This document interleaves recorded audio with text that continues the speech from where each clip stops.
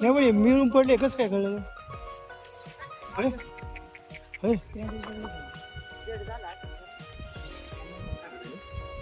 मग